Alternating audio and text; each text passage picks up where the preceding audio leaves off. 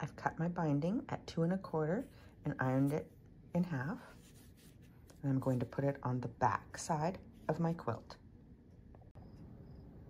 I have my number 71 foot on my Bernina. And I'm going to move my needle over to the left to -5. And that has moved my needle to the left as far as it will go.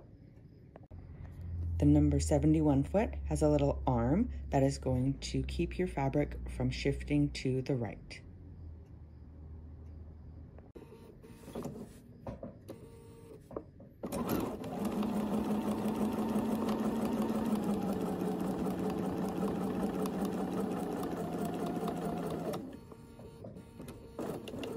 Stopping about 1/4 inch from the edge of my quilt.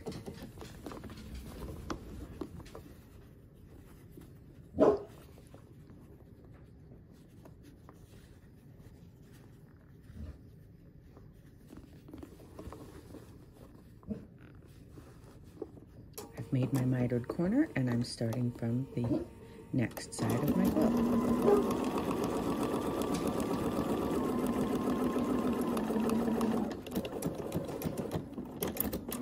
You will finish off your quilt that same way and then flip it over. Because I cut my binding at 2 1/4, you will see that the foot sits on the edge of the binding right at the fold. If I had done 2 inches, the fold would be just inside that little arm, and if I had done 2 1/2 inches, it would be further on the outside of the little arm. I've got my fabric folded over the front side of my quilt, and I'm lining it up with the existing stitch line from sewing the binding to the back. I am using a darker thread, so it will be harder to see the stitching on my dark binding, but you can see that I am just stitching right along the edge of my binding. And I'm just tucking the binding up as I go. I don't usually clip it to hold it in place.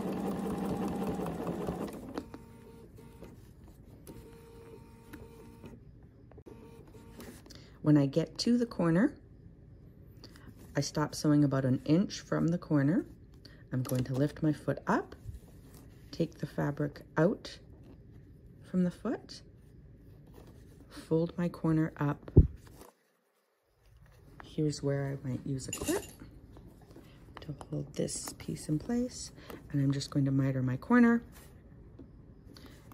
and continue sewing all the way to the edge, to the corner. Then I'm going to pivot,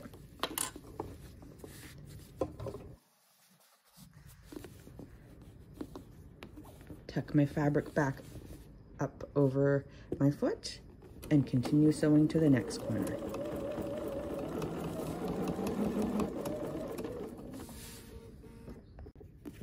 So here's the front side of my quilt. You can see the stitching there. And the back side, you can see I've stitched just along the edge of the binding.